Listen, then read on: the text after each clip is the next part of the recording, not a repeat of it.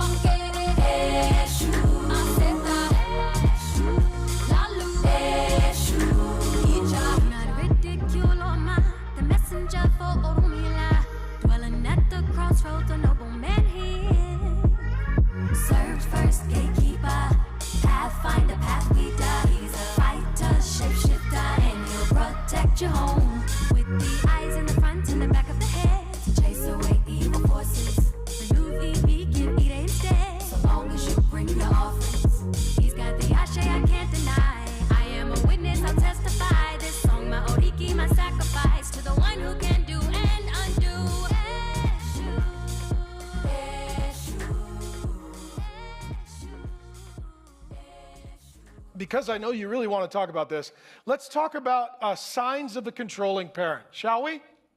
True or false, Laban is a case study in a controlling parent. Absolutely. Rebecca was a case study in a controlling parent. Okay, here's a little list. 10 signs of controlling parents of adult children. Number 1, interfering in everything.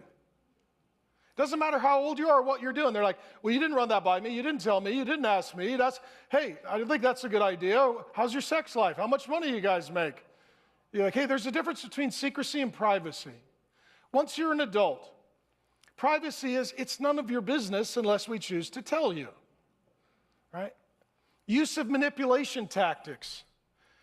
This can be money. Well, I'm going to give you money, but you got to do with it what I tell you to do. This can be guilt. We loved you. We tried so hard. We sacrificed everything. You owe us. You don't even care. You made your mom depressed. And sometimes guilt. Well, the other kids don't have a problem. You know, I did this for my parents. What's wrong with you? Conditional love. You do what they say, yay, blessing. You don't do what they say, nay, cursing. Let me tell you this, conditional love is not love. It's not. It's not. This is, if I win and you lose, I'm going to be good to you. If I don't get what I want, I'm going to hurt you. And I'm going to make you feel guilty for being abused. Demanding obedience, not out of relationship, love, self-interest.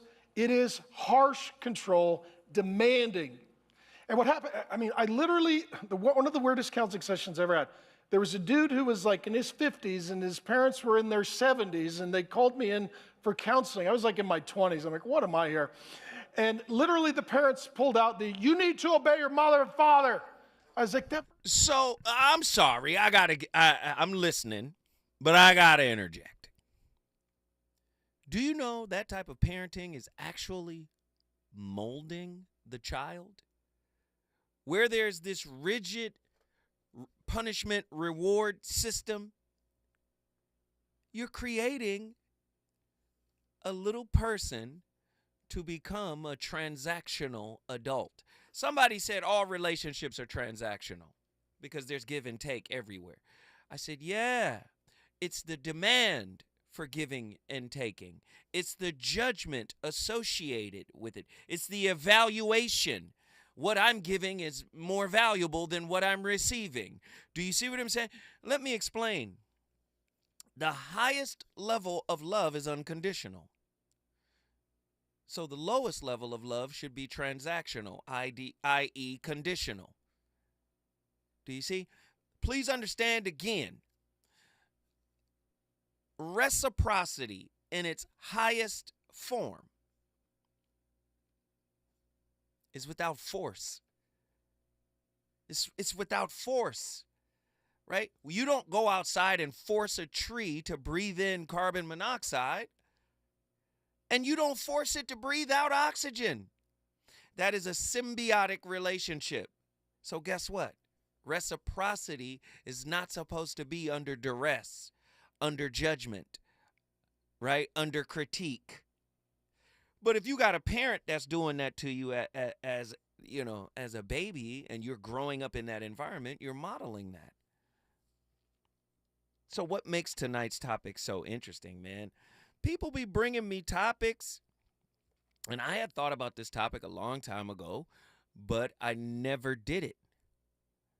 And I guess today's the day. Were you raised by a wounded soul who so happens to commandeer a pulpit? Are you a preacher's kid? And what were the positive and or negative effects of being raised by a wounded soul that has commandeered a pulpit? Oh, Lord, examining the isolated / unseen and unheard experience of some religious children. Wow. The kids are not all right. What is religious trauma? Unraveling the preacher's kid syndrome. Understanding the spiritual paradox. 1-800-920-1580. What are the pros and cons of being a PK? And what were the effects of that type of upbringing on your adult relationships? 1-800-920-1580. PKs that are listening, call in. Agree or disagree? Preacher's kids plus religious trauma equals complex PTSD. 1-800-920-15. Can I do it again? It's a word equation. Agree or disagree? Preacher's kids plus religious trauma equals complex PTSD. 1-800-920-1580. Get to your phone lines. We want to talk to you about it. True or false? Agree or disagree? Pastors or preachers' kids rarely stay in the church or keep their faith. 80% of pastors believe pastoral ministry has negatively affected their families. 1-800-920-1580. If you're a preacher out there in the sojourn of the word and teaching and uplifting and being a vessel, has it had negative effects on your relationships, negative effects on your family? Please call us and share.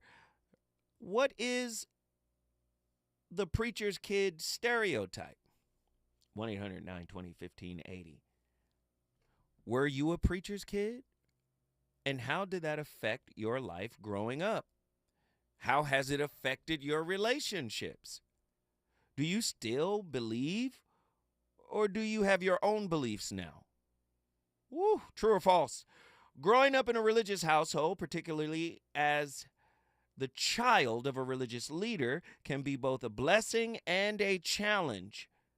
Known colloquially as the preacher's kid syndrome, PKS, This phenomena delves into the paradoxical experiences of children born to religious leaders. What paradoxical experiences? Oh, you're the mouthpiece for God, but your life is in disarray. You're a contradiction. You're a liar, you're a cheater, but you speak for God. And the children are never not modeling or observing who you are. Could that be the paradoxical experiences that even the Honorable Elijah Muhammad experienced some of this? Some of his children had a totally different experience of him. You know, like Brother Wardeen Muhammad. He looked at it totally different. He was like, oh, y'all think my father is God. I don't. That's how he looked at it. And if it wasn't for the Honorable Minister Louis Farrakhan to take over the nation and rebuild it based on the principles that Elijah initially set it up as, it would have been something else. But not all preachers' kids look at their father or their mother or whoever's doing the preaching as some, high-level spiritual adept. Agree or disagree? Many preachers' children do not attend church now because of what the church has done to their parents. 1-800-920-1580. Get to your phone line. Let's talk. What percentage of pastors' kids leave the church? True or false? We're seeing more pastors' kids, more PKs, in deep depression and becoming the prodigal son with no resources for intensive counseling. This is deep. Can religious trauma cause depression in the children of preachers' kids? I want to hear from y'all. Get to your phone lines. The number to dial is 1-800-920-1580. Have you experienced it? Have you gone through it? Are you a PK? Do you have your own particular ideas about what you experienced? Was there something you needed to overcome? I want to know. I want to know how you feel about it. Right? It's going to be interesting tonight. You already know. Non-judgmental space. The phone lines are open from all over the country. People will be calling in, and we want to hear your thoughts. Goodness gracious. Tonight's topic, such a heavy hitter. Were you raised by a wounded soul that so happened to commandeer a pulpit? Yikes. Examining the isolated, unseen, and unheard religious child. Oh, these children ain't right. Something happened. What is religious trauma? Oh, my goodness. Unveiling the preacher's kid syndrome. Understanding the spiritual paradox. When we come forward, the phone lines are open for your discussion. Let's get it. Reasons. The reasons that we're here, the reasons that we fear, our feelings won't disappear. You're listening to the voice of reason with Zoe Williams on KBLA Talk 1580.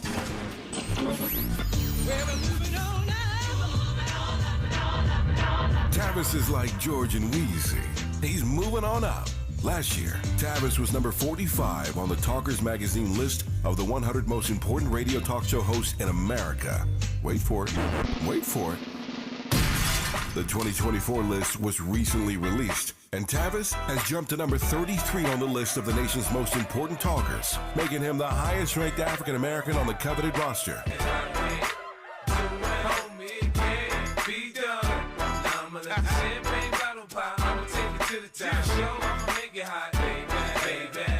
Congratulations to Tavis Smiley from all of us at KBLA Talk 1580. We've got you black. Substance use disorder and addiction is so isolating. And so, as a Black woman in recovery, hope must be loud. It grows louder when you ask for help and you're vulnerable. It is the thread that lets you know that no matter what happens, you will be okay. When we learn the power of hope, recovery is possible. Find out how at startwithhope.com. Brought to you by the National Council for Mental Wellbeing, Shatterproof, and the Ad Council. Hey, John, why so glum? I just got let go. The company's downsizing. This is the third time in the last 2 years. I'm done with this. Have you thought about My Computer Career? I've heard they can train you for a career in IT in just a few months, including cybersecurity and the basics of AI. And you don't need prior training or experience. Now that's a recession-resistant career. Wow, thanks. I'll check them out. Go to mycomputercareer.edu and take the free career evaluation. mycomputercareer.edu. Financial aid is available for qualified students, including the GI Bill. Helping to broaden your political and moral imagination with our 2024 Climate Justice Campaign. We're KBLA Talk 1580. KBLA Talk 1580 invites you to join us and our climate justice campaign partner, LA City Council member Curran D. Price Jr., as we celebrate the grand unveiling of the South LA Greenway, Saturday, August 3rd, 10 a.m. to 2 p.m. at the Augustus Hawkins Nature Park, 5790 Compton Avenue in the city of Los Angeles. Join us for a green and healthy festival with free food, planting activities, tree adoptions, nature walking tours, Zumba, yoga, sound baths, and more. It's summer, time to get outside. We look forward to seeing you at the dedication of the South LA Greenway, Saturday, August 3rd, 10 a.m. to 2 p.m. at the Augustus Hawkins Nature Park, 5790 Compton Avenue in the city of Los Angeles. Caring about the climate, caring about the community, LA City Council member Curran D. Price Jr. and KBLA Talk 1580. You know you want some more. It's the voice of reason with Zoe Williams on KBLA Talk 1580. Slow down. Hey, baby, your hips was getting big. Now you're getting thin, you don't care about your wig. Now, Wooly got a pair of my sneakers. Wonder where he got them, cause I hit him behind my speakers. The optic of your reflection is the T-top connection. What makes it clear you love to smoke the rules. The crackheads and crackmen, they come up to my door. I don't smoke jump, so what they knocking for? Kids love to feel on your feds, got a steal on your street time is limited to days. On your crack card, they're getting only A's and C's for comeback. Damn, Mrs. Shane, you're the mighty queen of vows with a wide-eyed look and a rotten tooth smile. Used to walk with a swagger, now you simply stagger from one spot on to the next spot, on to the next spot, on to the next. Skunk get a job, for me it won't rob, cause it smack you with a hose filled with sand. Now give that to the crack man. You was fly once, now you're losing all your fronts. Started off light, only tip of woolly blunts, but now you get a stripe, graduated to the pipe, took a long pull. Hype. So you, before you were a pastor, you were the pastor's kid. Yeah. What were some of the challenges growing up that you faced that were unique to that role? Being a pastor's kid? Mm-hmm. Expectations, both for yourself, but also people put on you. Which is still the case, right? I think as a pastor's kid, everybody thinks, oh, you're supposed to be this way. And even as a 10-year-old or 12-year-old, people will assume entitlement on you and say, oh, of course you're entitled because you think, your father runs this community and whatnot. Which is unfortunate because they have a lens already of you and then they try to put you in that lens. Or more nefariously, like, oh, your father's this, so you're probably gonna go the other direction. And I would argue most pastors' kids that I know tend to either be the rebel or the goody two-shoes. And I definitely oscillated between the two. You tend not to see too many people like, which makes sense, right? You either own the family faith, the 75%, and you, if you want to call it goody two-shoes, you own the faith for yourself, or you say, I'm out. But you don't really see people that kind of are in these pseudo, there's a lot of, there's a type of Christian out there that says they are a Christian verbally, but there's no experience and there's no, you're not seeing as much fruit. You don't see a lot in pastors' kids. It's usually one or the other.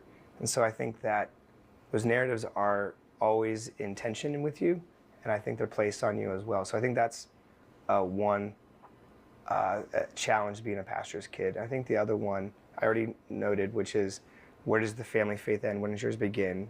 And then third, there's just always this dialogue of, do I believe it's because I grew up in it, or, which is similar to two, but do I believe it's because I grew up in it, or do I believe it's because this is really real? Or am I, Richard Dawkins tried to use this once. I saw this in a video, an online, own, where I think he was doing a lecture in North Carolina, and he looked out at somebody in the stands. Richard Dawkins, a famous atheist, wrote some popular books a couple years ago, and he said, "Listen, you're only a Christian because you were born in North Carolina. If you were born in Madagascar, you wouldn't be a Christian.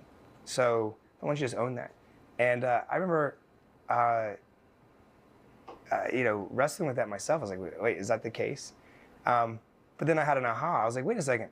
Richard Dawkins wouldn't be an atheist if he was born in Madagascar, right?" Mm-hmm. So like that, then that doesn't.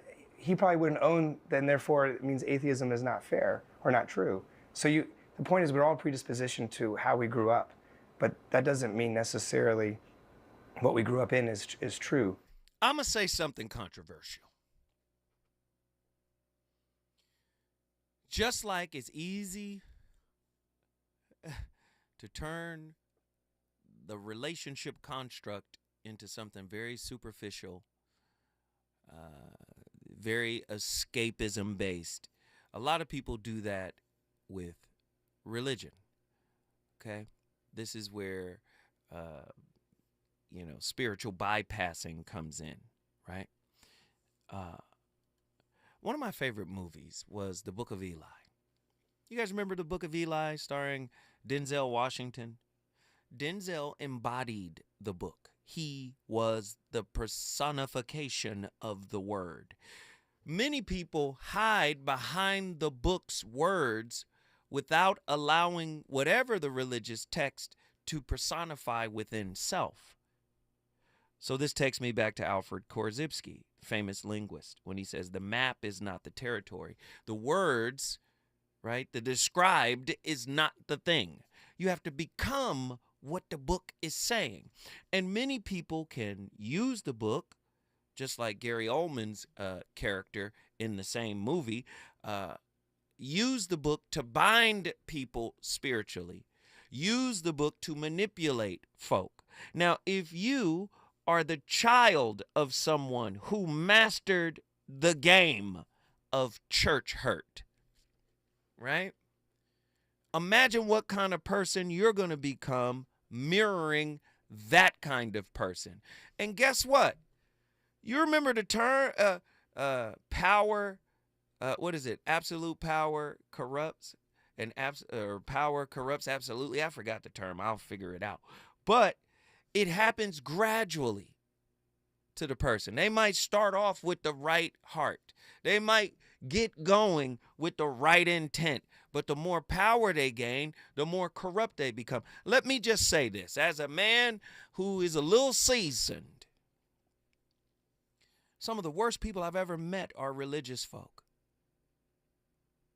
Some of the most immoral, some of the most unforgiving, some of the most wounded, some of the most condescending, judgmental, greedy, selfish, narcissistic, some of the most wounded people I've ever met, horrible people I've ever met, have all had some kind of moral compass that told them they are somehow sanctified, they are somehow elevated above the others, protected, raised up, the whole 9 yards. See, to me, a pastor is not worth his salt until he can show his flock that he has the strength to carry his cross in front of them. Do you understand? This is how I parent my children when they were little. I parented them from the concept of your dad is flawed. And what we're going to do is put those flaws on display, because if they trigger you in any way, a remnant of that might be in you. And let's heal together. If this triggers you, right, something flawed in me, guess what? We're going to work on it and heal together. But imagine the hubris, the ego that says, I'm God's mouthpiece, but I can have a family on the side. Whew. Ooh. Right? I'm God's mouthpiece, but I can be condescending and dismissive towards my wife.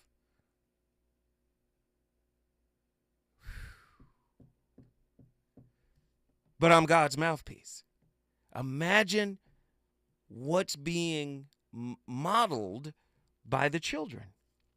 Church hurt is a term that describes a range of experiences where someone within a church has broken trust, wounded, or let somebody down. See, if you get wounded spiritually, listen, if your parent is a preacher and they're breaking trust and you're a child in their care, they're wounded and you're a child in their care, they're letting people down and you down, guess what happens? You model that. Spiritual wounds are a different kind of wound. Well, I believe all wounds are spiritual. Right? This can include, church hurt, of course, can include emotional, mental, spiritual, or physical damage caused by someone that they thought they could trust. And if you lost trust in your primary caregivers as a child, you're going to be a manipulator. You're going to be a control. You're going to try to control everything because you need certainty, safety, and comfortability. Predictability, that's where all that stuff means the most because you didn't get it really when you were a kid. Church hurt can be intentional or unintentional and can be inflicted by religious leaders or laity. When we come forward, the voice of reason, going to the phone lines, I want to talk to you. Has the church hurt you? And has that affected your adult relationships?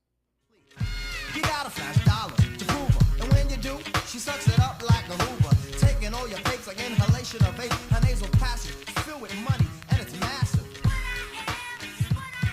Well, what you are is a stunt man. You're on a hunt, and your plan is to take all you can from a man and scram. He's on fire tonight. It's the voice of reason with Zoe Williams exclusively on KBLA Talk 1580. I'm Amber Payton. Here's the latest on the Black Information Network. Former Presidents George W. Bush and Barack Obama will help the country mark its 250th anniversary. America 250 announced the former presidents, along with their wives, Laura Bush and Michelle Obama, will serve as its honorary national co-chairs. The nonpartisan initiative was created by Congress to plan to mark the key milestone of the signing of the Declaration of Independence in 2026. America 250 is planning a number of commemorative activities that will engage all 50 states and 6 U.S. territories leading up to the anniversary. The city of Montgomery, Alabama is celebrating Black Business Month. An event called the Sips at Sunset Garden Party will be held this Saturday at the Museum of Fine Arts. It's put on by the Alabama Collective in partnership with Access Montgomery. Proceeds benefit MGM Seed, which is designed to empower and uplift small and minority-owned businesses. About 10% of all American businesses are Black-owned. That's the latest. I'm Amber Payton on your home for 24/7 News, the Black Information Network. Dodger fans, come watch the boys in blue take on the Boston Red Sox. The 3-game home series begins on Friday, July 19th at 7:10 p.m. with afternoon games following on Saturday, July 20th and Sunday, July 21st. For tickets, visit Dodgers.com/tickets. Yeah, yo, come on. Pick up the drum. At KBLA Talk 1580, we fight the power every day. Yeah, gotta give us what we want.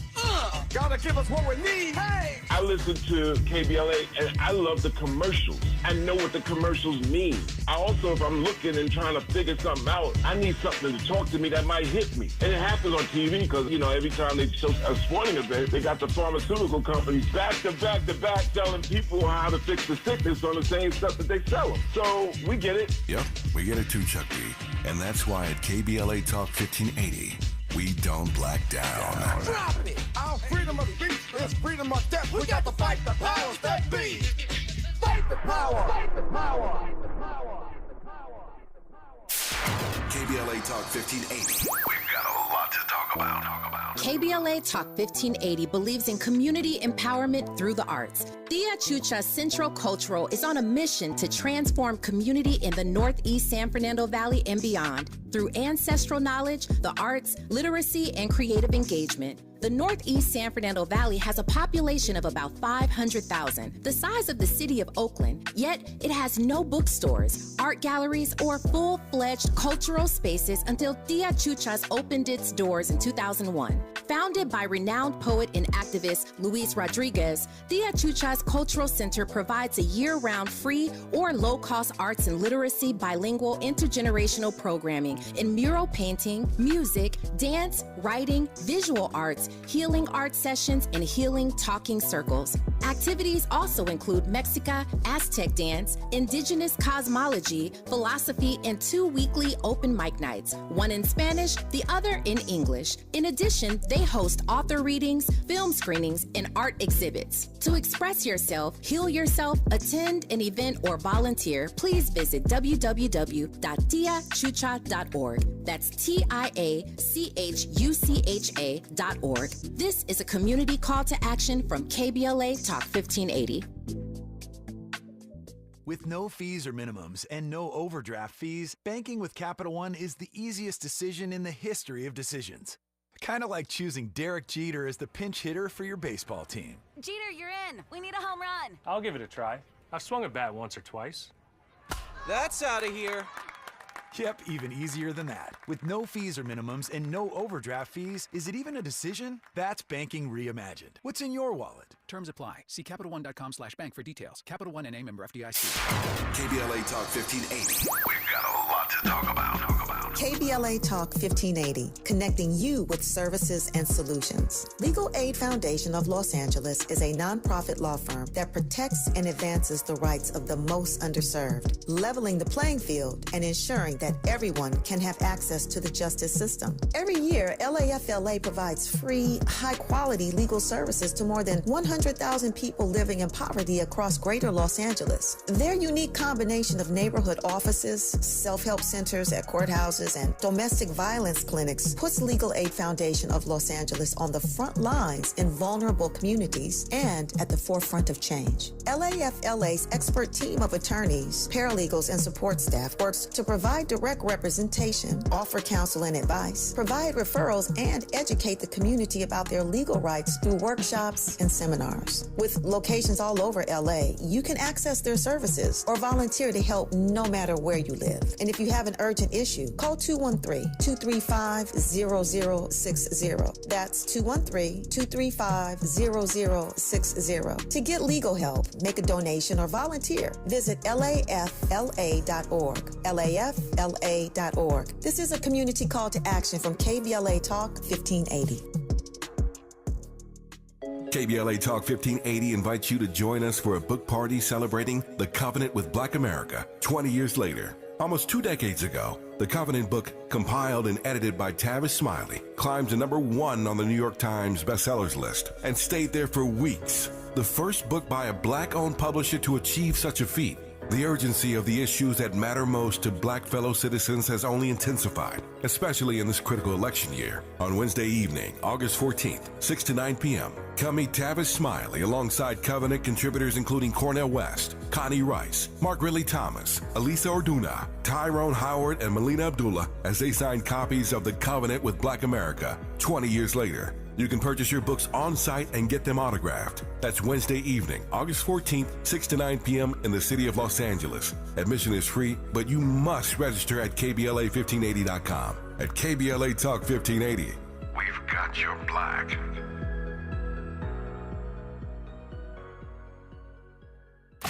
You're listening to the Voice of Reason with Zoe Williams. Only on KBLA Talk 1580.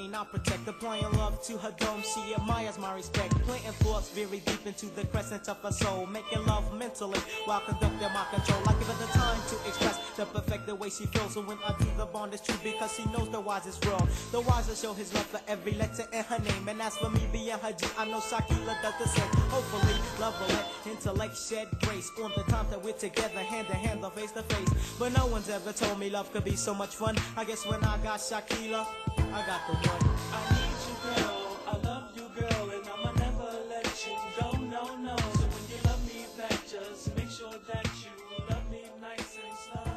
Let me hold you, girl, touch you, girl, caress you gentle. The most devastating experience I've had to endure is the experience of being a pastor's kid. Yep, I am a pastor's kid, for those of you who didn't know. When I was born in the mid-90s, I found that my parents are pastors. My dad is leading over 47 branches in South Africa, and he's the founder of our church. So you can imagine the number of people that he is leading. I got born in that situation, fueled by the fact that I became the only boy in between two ladies, older sisters, myself, and two younger sisters. So I've got 4 sisters. I'm the middle man. You know what that means? I'm gonna be the one to take over the ministry and take forward my father's work. That has been the most devastating thing I've had to endure in my life. The pressure of having to dress up a certain way. The pressure of having to speak a certain way. The pressure of having to speak a certain way. The pressure of having to behave a certain way. Look, it was bad. It was bad to a point where I was called the bishop of the church at a very young age, man. Because my dad is the bishop at the church. So when they see me as the bishop, the one who's gonna take over my father's legacy. They would call me, hey, bishop, hey, little brother. It was very devastating. And what made it even worse, mind you, it's not my parents. I discharged them from this guilt. It's not my parents, it's the community and the congregation. The pressures that were coming from the community and the congregation. The moment they see you in a place that they supposedly don't think a Christian or a person who is born from a pastor's house should. Okay, Andy, I hear you. Andy done jumped in. Let me just say this. Andy said being the son or the daughter of somebody great is going to be difficult, you know. And he gave the example of Bronny, you know, LeBron James, No. What I'm saying is, this is what I'm saying. I'm saying if you ain't healed, or if you haven't gone on the healing journey to conquer your inner demons, you should not be in the pulpit. And there is no criteria for that. Do you see? What happens is broken people get into the pulpit, get a taste of the power that the pulpit provides, and then they realize, oh, I can keep this truck going off of charisma, articulation. Listen, unhealed, just hear what I'm saying. This is a real thing. Church hurt, PK kids, this is a real situation. Sometimes you be so caught up in the word that you're not present with the baby. You giving the word more empathy and love and consideration and caring than you do your little girl sitting over there waiting on you to bounce her on your knee. Do you see? I got to get this word together. And what happened? You fearful avoiding, dismissive avoiding. Listen, if you're not healed and you start wielding a spiritual sword, imagine what kind of wounds these children are modeling. Sometimes, man, when that spiritual wound happens at a young age, spirituality and manipulation together, it's undefeatable. It's undefeated. Are you a PK? Did you have a hard time as a PK? The number to dial is 1-800-920-1580. I got callers on the line. I'm going to them right now. The person been on the longest, Otis J from Los Angeles. Otis, you brought Los Angeles in the building. What are your thoughts on tonight's topic? Hey, what's up, Zoe? It is Jay. It's not Otis. Oh, it's just Jay. So, okay, sorry, bro. Yeah, just Jay from LA. It's all good. So this conversation right here done sent me. I got a whole page of notes in front of me because okay, come on. Zoe, every time I bring up this topic with people, it's like, oh, you blaming other people. So I'm this grandson of a pastor in LA.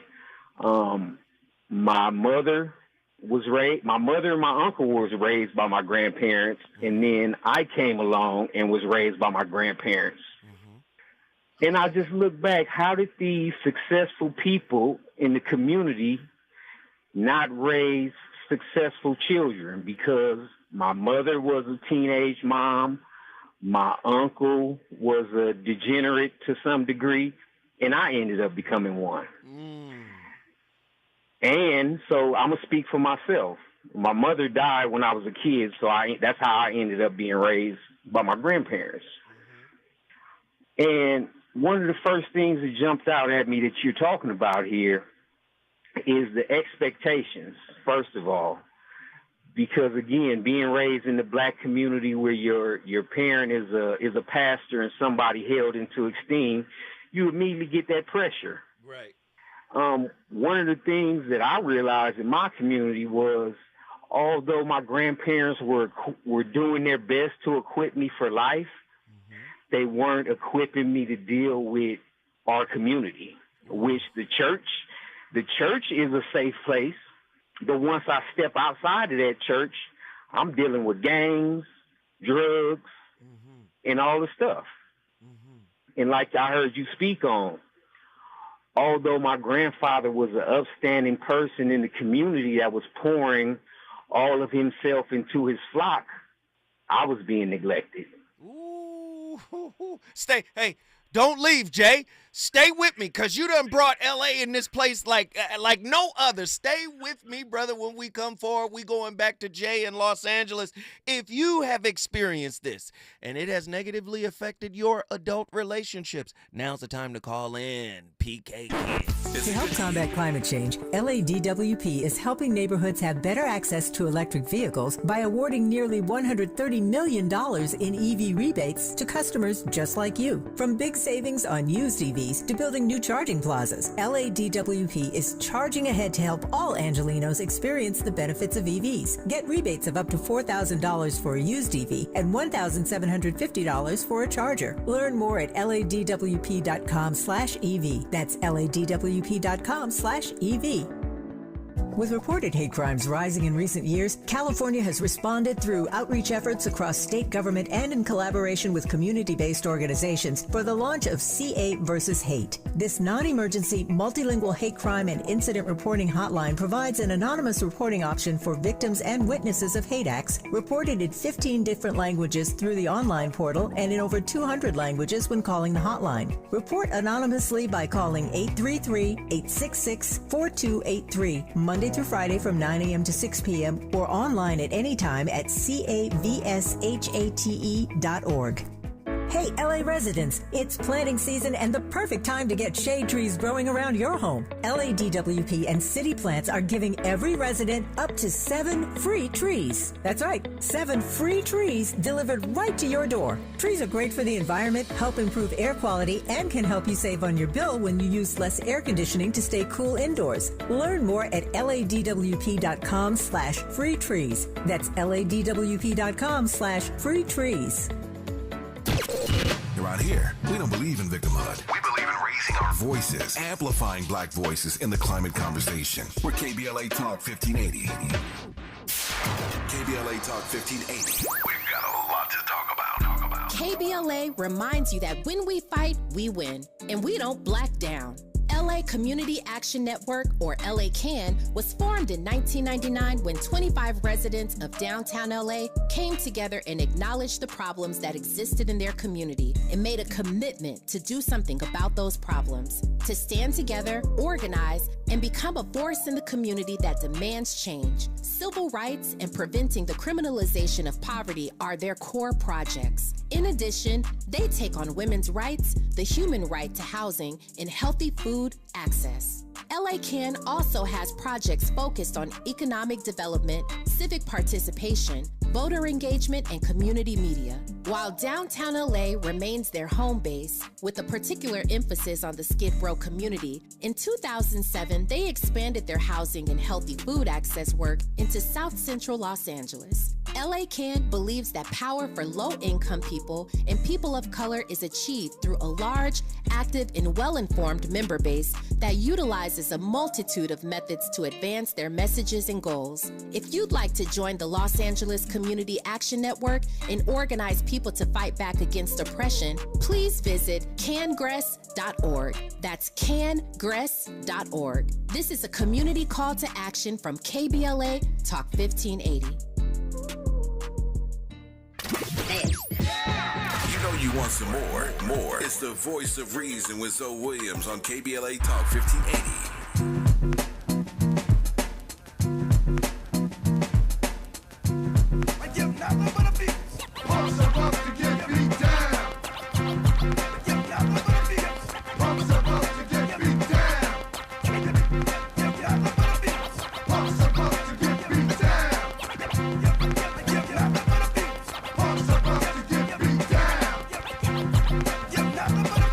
One day when I was riding on the train, I seen these two kids talking about the Nubian rain had fallen. I didn't say nothing cause these kids caught my goat.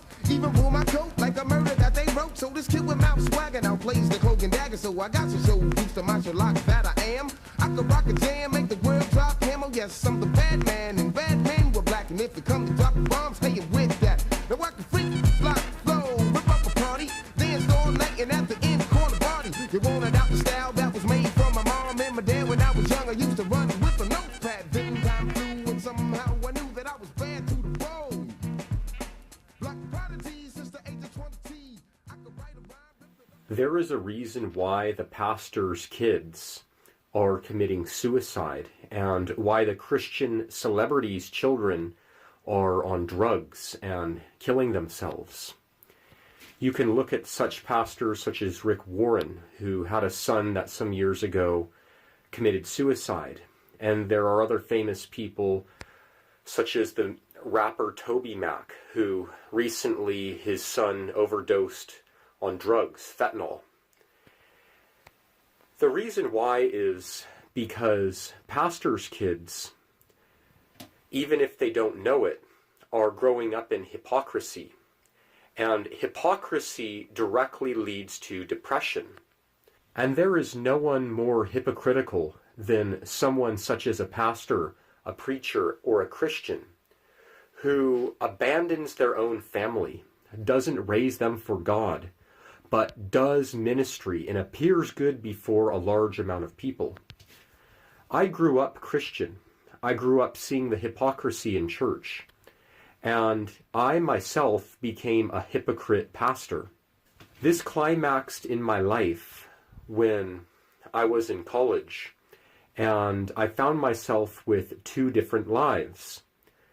I had the life at church on Wednesday and on Sunday, where I would pull myself together, pull a sermon together, and I would preach and appear godly, and a lot of people looked up to me. Then I had my other life at college, where I was hanging out with women. I was going out with people, going to the bars, and this double lifestyle that I started to live more and more got me into a depression. And the interesting thing is, at the time, Man, for a child that's raised in that environment, what is it? It's Stockholm Syndrome. The parent is the hypocrite hero. This is the source of love, but they're a hypocrite. Now I love hypocrisy because my hypocrite hero, the source from which I derive my sense of self, is a hypocrite, so I'm going to be a hypocrite. They're a user and a manipulator. I'm going to be a user and a manipulator. Do you understand? That's their norm. And they send them out into the world. This isn't to judge them or this. We're not saying all preachers are like this. We're not saying all preachers' kids are like this. This is not what we're saying. What we're saying is for those PKs who have experienced church hurt, who have developed a maladaptive attachment style, an insecure attachment style, because the gospel meant more than fathering or mothering. You guys got a tough way to go if you don't recognize what those effects might be on your adult relationship. Remember, anything you model in childhood, you take to your adulthood for resolution. 1-800-920-1580. Let's get back to Jay, Los Angeles. Let me get your final thought, Jay. Yeah, I'm just really taking it all in. But this last point that you just made, one of the things that really happens for preachers' kids is that, what is it? Spare the rod, spoil the child. Right. I received that discipline that was called whoopings and under the Christian faith. And just like you said, I took that anger from that and unleashed that into the streets because I didn't know what else to do with it. And I'm still healing from it. Well, Jay, let me just say this. I don't know you, brother, but you're loved and you're welcomed here anytime you want to talk, fam. And I mean that from the bottom of my heart, because I've been saying this for 2.5 years now. We're all works in progress, bruh. And we all got to start somewhere. So you're not judged for being a PK. You my brother. And if my brother ever needs me, man, you can get my email address, anything, man. Reach out. Brother, we can go have a cigar. We in LA, man. Let's go sit down and talk about it. Because sometimes that's all people who have been through traumatic situations actually need. They need to be seen. They need to be heard. They need to be respected. Their experience needs to be embraced. And brother, if you ain't got that, man, don't think this is just a radio show, man. This is a public service right here. You can holler at me direct. You understand? Appreciate you, Zoe. Absolutely, Jay. You brought Los Angeles in the building. If you want to bring your city in the building, all you got to do is call me at 1-800-920-1580. Let's get Darren from West Palm Beach, Florida up in here. What are your thoughts on tonight's topic, fam? It's going to be long. I hope you don't cut me off. It's going to be a long-ass conversation. Oh, man, you know you can't curse, though. This radio. Yeah, I know. Yeah, so you remember my voice. I try to curse. I'm free with it. Like I said, I've been a fan of you, Zoe, since the beginning. You taught me religion in a sense. Let's go back to religion, because you talking about it in your beginning conversation. Religion is a knowledge of self. When I realized you taught me that, because you had Reza Islam on that show too, religion is basic of self. Once you reach self, then you can define religion. Because that's the breakdown of it. Religion is like, it's not who you worship, it's not what you worship. It's once you reach self-knowledge. And I remember I watched the episode, you brought that. Oh my, I almost cursed too. You brought that thing down, and I was like, I was laid back. I remember one time, I don't know what episode it was that I was in my crib, and then I went to church that day because I'm a Seventh-day Adventist, and I looked at it, and I'm like, nah, that's not religion. Religion is self first, because in the day God said He made us in what? His image. And then I remember that, and I was like, Zoe too cold, too intelligent. And then that's why I keep watching the show, because I'm like, they do snap. And he broke down so much different things, man. I was like, this dude Zoe, he know what he's talking about. So when Reza is one, said the same thing too, because sometimes the Muslim brothers, because I'm from New York, Muslim brothers try to say you like the Jehovah's Witness. They try to give you a hand in the dance type thing, like take this and I do that. But when he grew with you, like, religion is not what you learn, it's what you acknowledge. And once you realize what you acknowledge, you can define your, and I keep saying this, self-worth. That's basically where it is. Once you have understanding, you don't need anything else. These are facts. And once he told me that, I got you. I got you. Hey, bruh. Hey, I gave you your space. I let you roll with it. Darren from West Palm Beach, Florida, you brought your city in the building, man. And I appreciate your words. But I need you guys to understand what this topic is about. Relationships are spiritual by nature.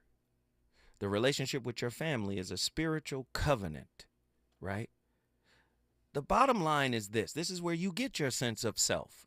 The bottom line is this. If you have somebody who is more dogmatic than they are daddy, right?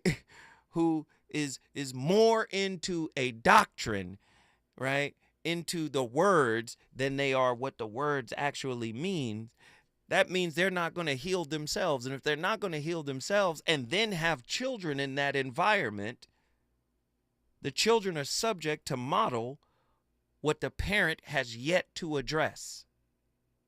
So in the case of PK, preacher's kids, it's easy to get people to follow a good word.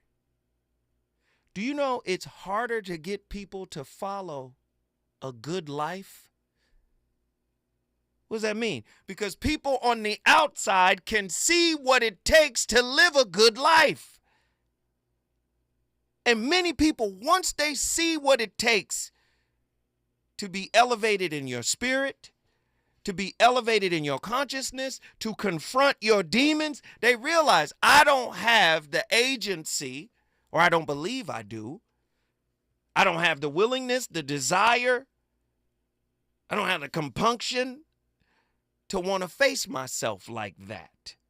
So what I'm going to do is follow this person, aggrandize them, so I ain't got to do the work. I can follow the symbol instead of becoming what the symbol symbolizes.